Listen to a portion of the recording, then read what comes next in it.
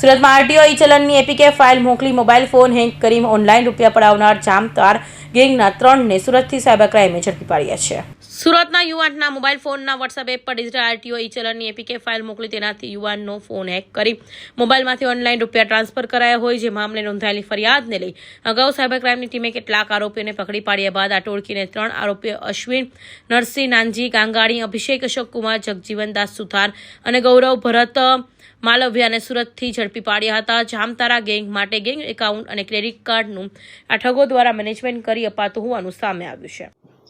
ફરિયાદીને RTO ઈ ચલણની એક ખોટી APK file મોકલી એમને પાસેથી 5.5 રૂપિયા પડાવવાવાળી જે જામતારા ગેંગથી એમને ઇન્ટેરોગેટ કરતા સાયબર ક્રાઇમ સેલે સુરતથી ક્રેડિટ કાર્ડની જે બીજી ગેંગ ચાલુ છે એને પકડી પાડ્યું છે. એમાંથી અમે લોકોએ અત્યાર સુધીમાં 3 આરોપીઓને ઝડપી પાડ્યું છે. એક આરોપીનું નામ છે અભિષેક સુથાર, બીજોનું નામ છે અશ્વિન ગંગાણી અને ત્રીજો છે ગૌરવ માલવિયા. જે અશ્વિન ગંગાણી છે એ ફક્ત 10મી પાસ છે અને બીજા જે બે છે એ બીકોમ પાસ છે.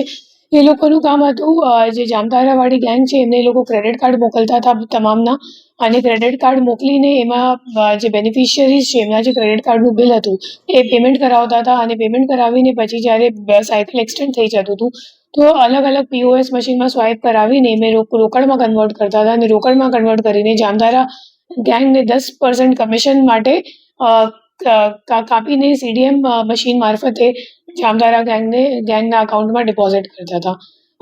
જે આરોપીઓ છે એમની પાસેથી અમે લોકોને 227 ક્રેડિટ કાર્ડ્સ અને 2 પોઈન્ટ ઓફ સેલિંગ મશીન, એના સિવાય સીપીયુ વગેરે મળ્યું છે અને એક પીઓએસ મશીનની અત્યાર સુધીમાં બેંકથી માહિતી આવી ગઈ છે જેમાં 92 લાખનું ટ્રાન્ઝેક્શન્સ થયું છે, સામે આવી ગયું છે અને જે 30 આરબીએલ બેંકના ક્રેડિટ કાર્ડ છે એમાં સામે 19 એનસીસીઆરપી કમ્પ્લેન્ટ્સ નોંધાયેલ છે અને 19 લાખ રૂપિયાની ફ્રોડ અત્યાર સુધીમાં સામે આવી ગયું છે.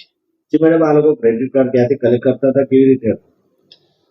જે અહીંયા નાના વર્ગના લોકો છે જેની પાસે ક્રેડિટ કાર્ડ હોય અને એમની પાસે પૈસા ના હોય, ધારો કે જ્યારે પેમેન્ટ ડ્યુ થઈ ગયું હોય ત્યારે, તો એ લોકો પછી આવા માણસોને સંપર્ક કરે. ફોર એક્ઝામ્પલ, એ ઓફિસ ચલાવતા હતા, એમનું ઓફિસનું નામ હતું ઇન્સ્ટાબિલ. તો ઇન્સ્ટાબિલ નામનું એમનું ઓફિસ હતું અને તમારી પાસે અગર ક્રેડિટ કાર્ડ હોય અને પૈસા ના હોય ચૂકવા માટે તો પછી એ લોકો તમારા માટે પૈસા ચૂકવાની તમને પ્રોમિસ આપતા હતા, તમારા ક્રેડિટ કાર્ડ લઈ લેશે અને પછી આ ક્રેડિટ કાર્ડની ઇન્ફોર્મેશન જામતારા ગેંગને આપતા હતા અને જે ફ્રોડનું પૈસા છે એમનાથી ક્રેડિટ કાર્ડનું બિલ ચૂકવીને પછી જે ક્રેડિટ કાર્ડનું બિલિંગ સાયકલ એક્સટેન્ડ થઈ જાય તો પછી એ જ ક્રેડિટ કાર્ડ અલગ અલગ પીઓએસ મશીનમાં સ્વાઇપ કરીને પછી રોકડમાં કન્વર્ટ કરતા હતા અને રોકડમાં કન્વર્ટ કરીને સીડીએમ મારફતે આરોપીઓને મોકલતા હતા. આરોપીનો પ્રોફાઇલ શું છે ને ક્યાં ભેગા? જે અશ્વિન ગંગાણી છે એ 10મી પાસ છે અને છેલ્લા ઘણા લાંબા સમયથી આ જ કામ કરે છે. એ લોકો ભેગા નથી કામ કરતા હતા, બધા અલગ અલગ કામ કરતા હતા પોતપોતાના રીતે.